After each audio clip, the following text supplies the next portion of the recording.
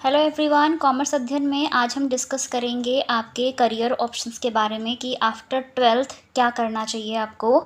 ठीक है, सो आप अपने अकॉर्डिंग, अपनी सुटेबिलिटी के अकॉर्डिंग, फाइनेंस के अकॉर्डिंग इन कोर्सेज़ को कर सकते हैं। सो मैंने सोचा कि एक वीडियो ऐसा होना चाहिए जिसमें आपके सामने सारे कोर्सेज़ होने चाहिए। तो मैंने कोशिश की है, जितना भी मैं मेरे माइंड में था उन सबको यहाँ पे मतलब मेंशन किया है। कुछ और भी कोर्सेज़ होते होंगे, आप वो भी देख सकते हैं।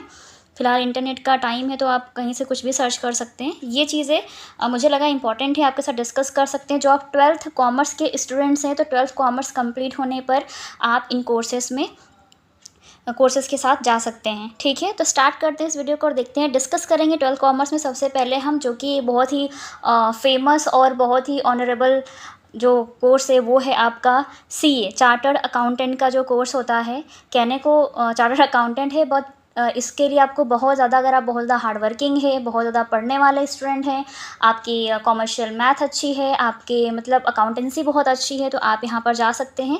सो एक तो चार्टर्ड अकाउंटेंट होता है, एक होता है आपका चार्टर्ड मैनेजमेंट अकाउंटेंट। तो एक ये दोनों ही होते हैं, तो दोनों कोर्सेज़ के साथ आप जा सकते हैं।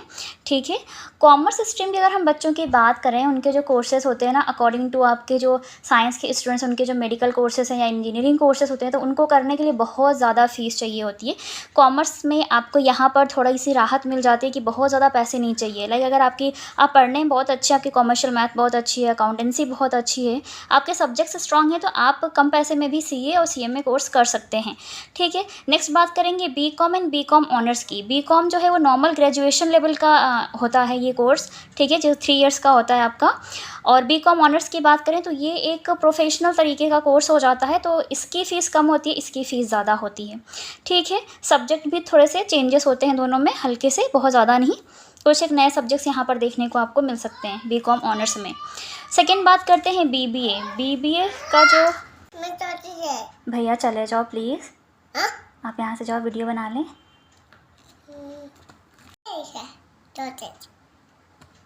चलिए, तो नेक्स्ट कोर्स डिस्कस करते हैं जो कि है BBA का फुल फॉर्म होता है बैचलर ऑफ बिजनेस एडमिनिस्ट्रेशन। तो अगर आपको बिजनेस में स्ट्रॉन्ग है, मतलब बिजनेस फील्ड में आप आगे जाना चाहते हैं, तो आप यहाँ पर इस कोर्स को कर सकते हैं। हाँ, इसमें भी पैसे लगते हैं, लेकिन बहुत सी ऐसी यूनिवर्सिटी हैं जहाँ पे अगर आपकी कैटेगरी वाइज या माइनॉरिटी वाइज कुछ आपको स्कॉलरशिप भी प्रोवाइड होती है, तो आप उसके थ्रू भी कर सकते हैं। CS फाउंडेशन की बात करें तो अगर आप 12th के जस्ट बाद CS करना चाहते हैं तो आप CS फाउंडेशन कोर्स ज्वाइन कर सकते हैं, जिसका फुल फॉर्म होता है कंपनी सेक्रेटरी। तो बहुत सी बड़ी बड़ी जो कंपनीज़ होती हैं वो कंपनी सेक्रेटरीज रखती हैं अपने यहाँ। ठीक है, BCA की बात करें तो बैचलर कंप्यूटर एप्लीकेशन, तो आप यहाँ पर भी जा सकते हैं अगर आपके पास 12th में मैथ्स या इंग्लिश है। तो मैथ्स की बात करें तो कॉमर्स स्टूडेंट, तो आपके पास कॉमर्शियल मैथ होनी चाहिए। ठीक है, और इंग्लिश तो होती ही है, बट अगर आप साइंस स्ट्रीम से मैथ है तो आप यहाँ पर भी जा सकते हैं। और कॉमर्स के स्टूडेंट है, कॉमर्शियल मैथ है, तो भी आप BCA कर सकते हैं। B आर्ट्स की बात करें तो B आर्ट्स का फुल फॉर्म होता है बैचलर ऑफ आर्किटेक्ट। तो अगर आर्किटेक्ट, दैट मीन्स कि आपको बिल्डिंग्स बनाने में बहुत इंटरेस्ट है, तो बिल्डिंग देन उसकी कैसे उसका आर्किटेक्चर कैसा होना चाहिए, इन सब में इंटरेस्ट है, तो आप ये इस कोर्स के साथ जा सकते हैं। D.Ed की बात करें तो ये डिप्लोमा इन एजुकेशन है, कि आफ्टर 12th आप 2 साल का ये डिप्लोमा कोर्स होता है, ये कर सकते हैं आप।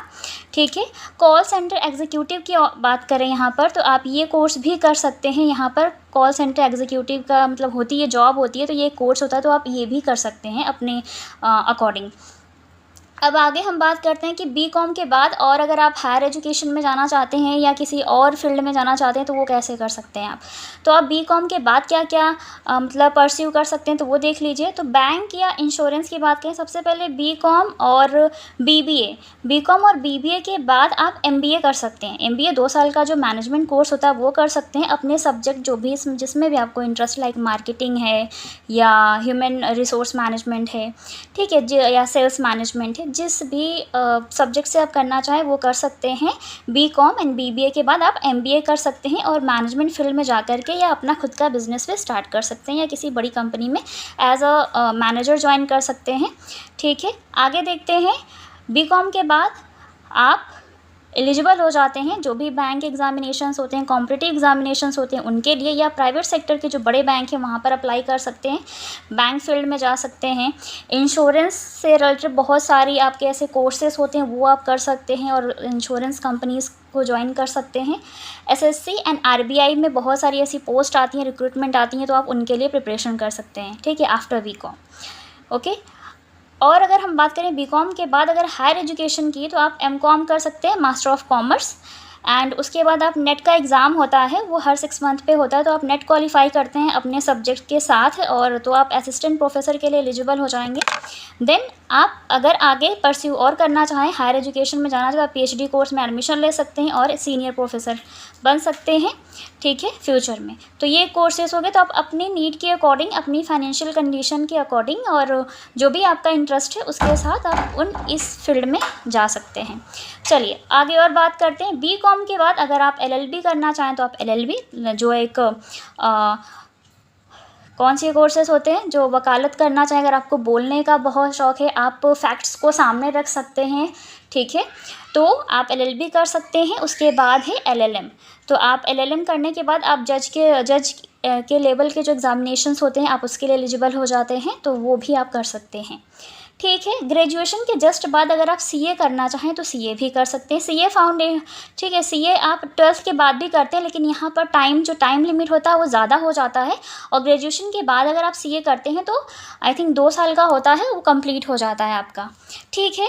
तो ये भी, इसमें भी बहुत ज़्यादा पैसे नहीं लगते अगर आपने बहुत एक्सपेंसिव कोई कोचिंग क्लासेस या कोई इंस्टीट्यूट नहीं ज्वाइन किया है, तो अगर आप सेल्फ स्टडी करते हैं तो बहुत हो जाता है, अगर आप पढ़ने में बहुत अच्छे स्टूडेंट हैं तो, ठीक है। बीकॉम के बाद आता है आपका बीएड। अगर टीचिंग में आपको इंटरेस्ट है, पढ़ाना आपको पसंद है बच्चों को, तो आप बीएड कर सकते हैं और टीचर बन सकते हैं, गवर्नमेंट टीचर और प्राइवेट टीचर, ठीक है। गवर्नमेंट फील्ड में आपको पता है कि आपको टेट क्वालिफाई करना होता है, ठीक है। देन जो भी वैकेंसीज आती हैं फिर आप अप्लाई करते हैं।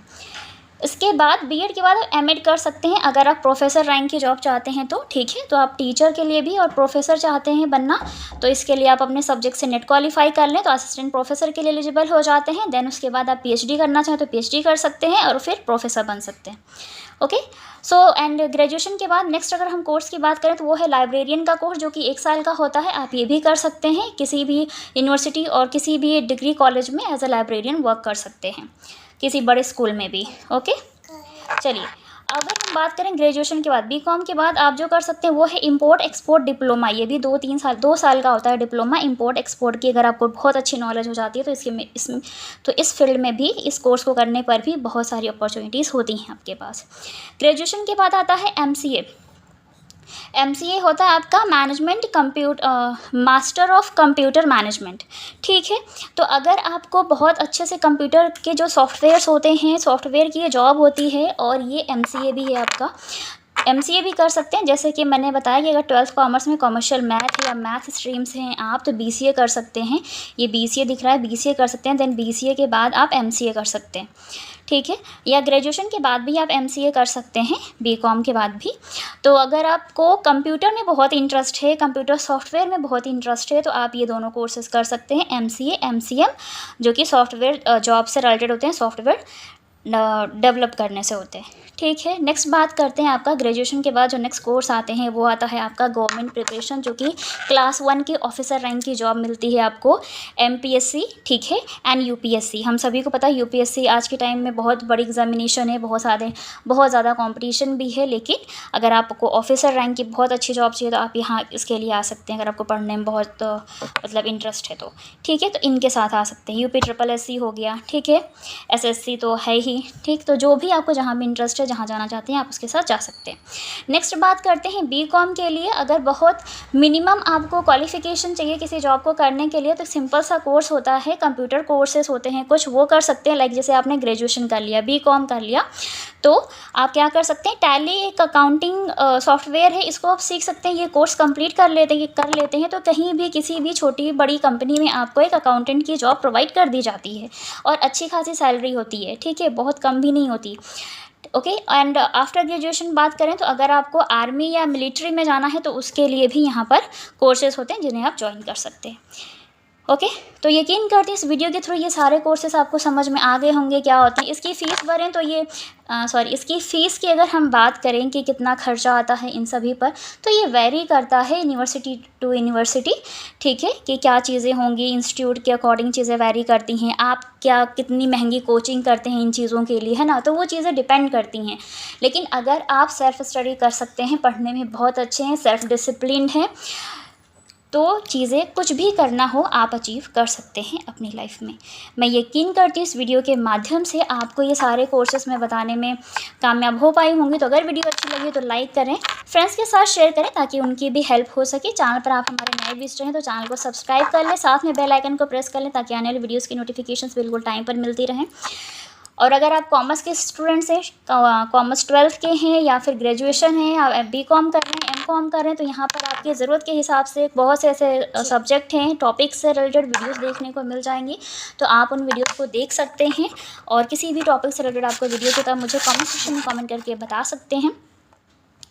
तो आज की वीडियो में इतना ही, मिलते हैं नेक्स्ट वीडियो में। तब तक के लिए take care and thank you so much for watching this video.